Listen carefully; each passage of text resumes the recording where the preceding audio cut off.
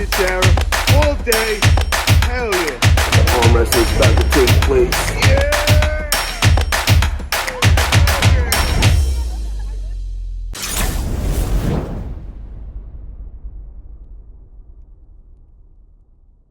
Good afternoon, YouTube world. How you doing? Paul Italia here. If you haven't already, please subscribe to my channel. If you're feeling this content, make sure to smash that like button. It is now my pleasure to introduce today's big guest. She has a very big super match coming up on February 12th on the East vs. West mega card set by Engin Terze. She hails from Sweden. She is one of the top pullers on the planet. Welcome, Fia Reisek. How are you, Fia? Thank you very much. I'm good, thank you. How are you? I'm doing great. So I just wanted to go over for my subscribers. I just wanted to go over your stats. I wanted to get your age and your competition weight. Okay. My age 36 and my weight is 70 kilos. Nice. So for you Americans, that would be 154 pounds. And I know that to women, it's not always the best to start off with your age and weight, but in the arm wrestling world, that is something that is a necessity. Yeah. So I wanted to just to dive right in, and I wanted to learn about your journey into arm wrestling. Where did it begin? When? And all the details. Yeah, I was a kid when my father and my uncles met arm wrestling. We didn't know it was a sport, and they have always arm wrestled on the kitchen table and compared the strength that way. But when they saw it was a sport on TV, I think they wanted to be arm wrestlers too. And I was 7 years old, and when they built the arm wrestling table in our barn in our village, we all the kids were there, and we could also try it out, and that's how it began. Actually, it was sit down table when we started, and then it was when you stood, we could have the sit down table and stand on when we were kids. So we used the sit down table at the beginning for standing up.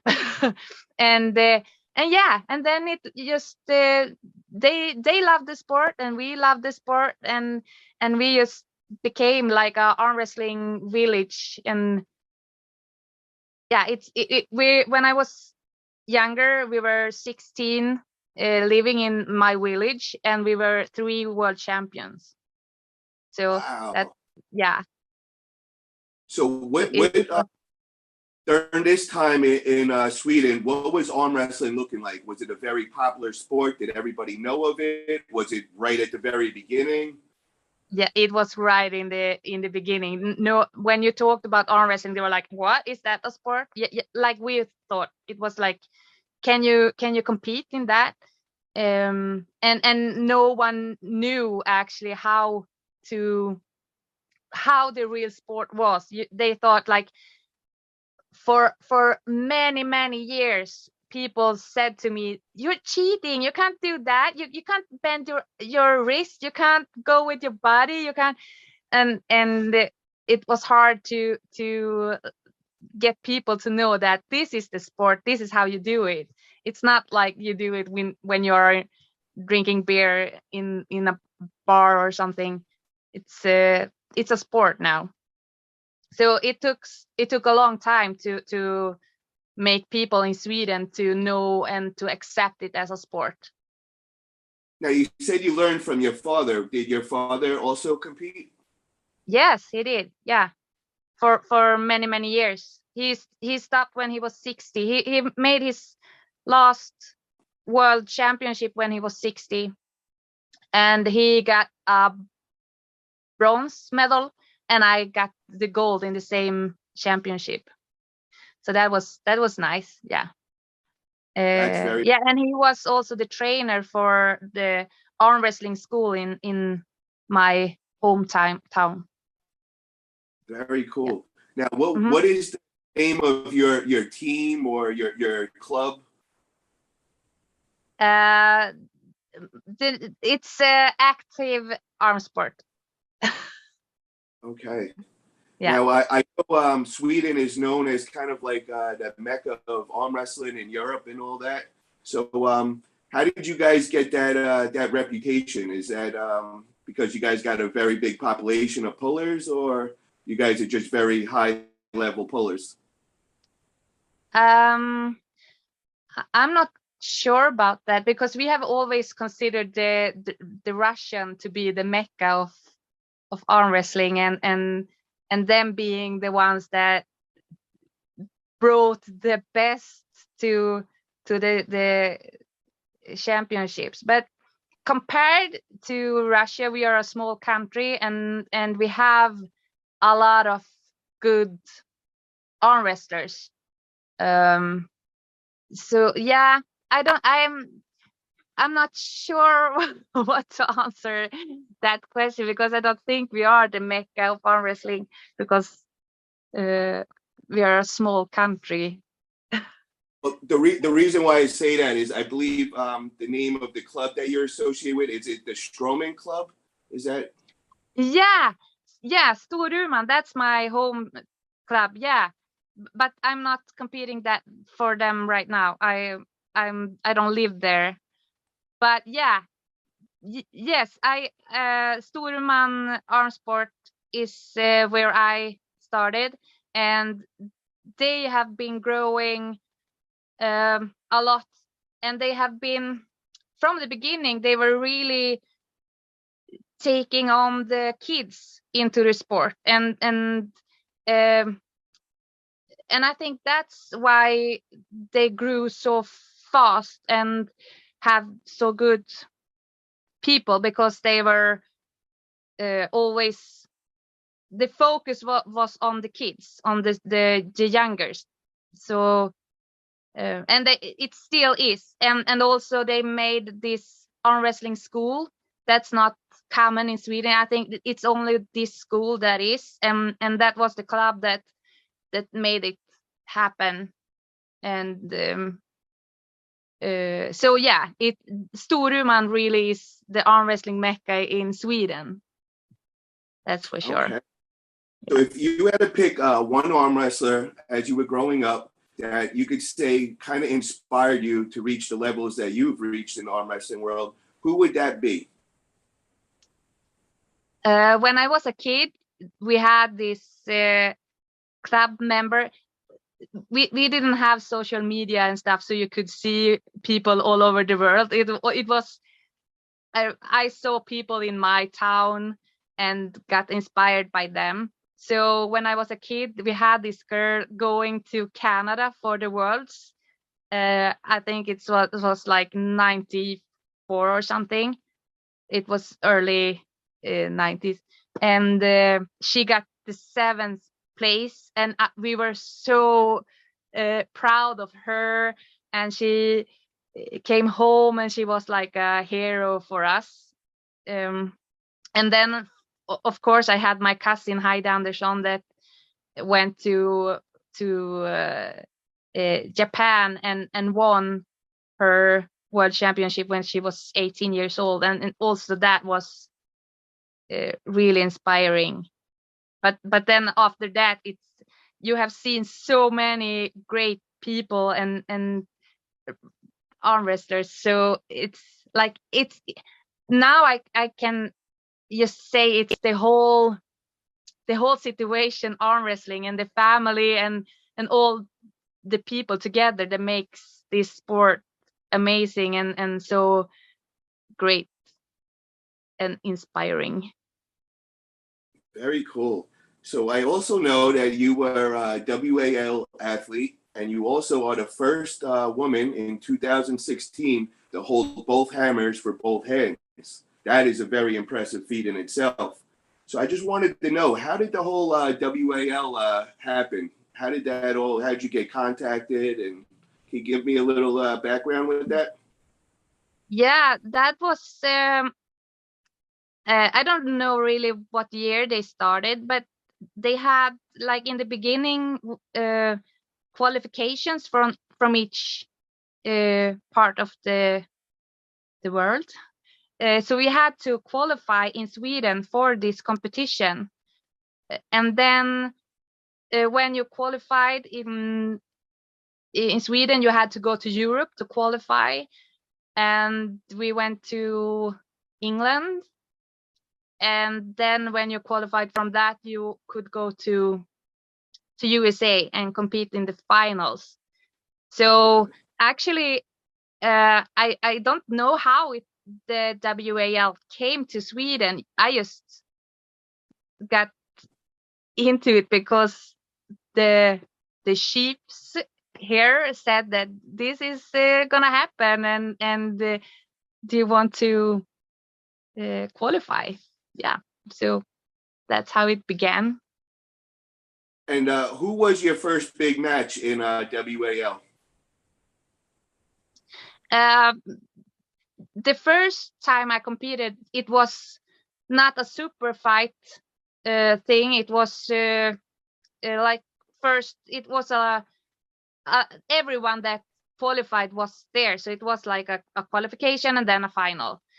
And then I had Joyce King in the final in right arm, and oh my god, I forgot her name. In left arm, she's a really good fitness, like a Michelle Duke. Spanish. No. All right, well, it's all right. We'll come back to that. But I wanted to find out who out of all the WAL matches you had, who was the biggest opponent for you? Who was your hardest match? I have to say Malin Kleinsmith because I lost that one against her. So yeah, I'm not really happy with that fight. Yeah, and what's your relationship with Malin? Because I believe Malin is from Sweden as well, and I believe you guys also train together. Yes, she is a really dear friend. I think that journey to USA and when we competed together in WAL made us really find each other as good friends also. And yeah, we don't live in the same place, but when we can we train together, and we really support each other and talk through the phone a lot. Yeah. How far away is Malin from you as far as living wise, driving? Yeah, it's like 5 hours drive. 5 hours. Yeah. Okay, so do you? Another thing is, I see that you guys used to have a podcast that you guys did together. What happened Yeah. with that? I mean, I was catching up on some of the episodes, and I really liked them. I hope you guys get back to that again. Yeah, we loved it too, but we have to be in right mode to come up with those ideas, and also we have had like we haven't have these big meetings for a while, and it was a time you couldn't travel, and it feels bad to travel, and so but we assure you that we will make more videos. We just have to have if you have a great idea for us to film, you can send it to me or to Malin. Yeah, I think just having you two on, just talking about all the current events and everything, I think it's just amazing. You guys are so funny, and you could tell the bond you two have. Okay, thank you. I wanted to also talk about, I believe last month you had a big win. You were in the WAF, and you won your fifth world title. Can you tell us a little about that? Oh, that was great. It was we haven't been to WFAF for a while, and we had to decide what we wanted to do with our competition and with ourselves in this sport, and we just decided that we wanted to compete in WAF. That was our main goal, to meet all these great athletes. Yeah, but in the beginning it was really hard to decide that to go there, because Sweden are in IFA, and it makes it hard to take that decision not to follow your country or the whole way. I can't see you anymore. Yeah, I think But yeah, I don't know. so I went there and I competed in minus 70 kilo, and it was really fun. And I the left arm didn't go as I wanted, but I was really happy. It was so strong ladies competing, and then I won with right. Well, I got to watch it, and it was very, very impressive win. I mean, you just seemed like you dominated the whole day. You were just going right through everybody. And then I saw that last finals match, and I believe it was against Olga. And Yeah. that was a pretty amazing dominating win on your part. Oh, thank you. I met Olga in 65 before, and when she said she was going in 70, I was like, what? No, yeah, I don't want you here. But so it was really great to have that win on her. I also had a struggle that day because I had a really bad back pain, so I couldn't really move so good when I woke up, and I was like, no, this is screwed. I can't compete today. Malin had to help me to get my socks on my feet because I couldn't bend over. But what was the back pain from? Where were you? I have that I don't have it all the time, but sometimes it just come and it's really bad. But I could stand on the table and move on sideways. That was no problem. But I think that's why I had the focus too, because I really couldn't think about anything else. I just had to be strong and go sideways. Yeah. Very nice. Well, very impressive win.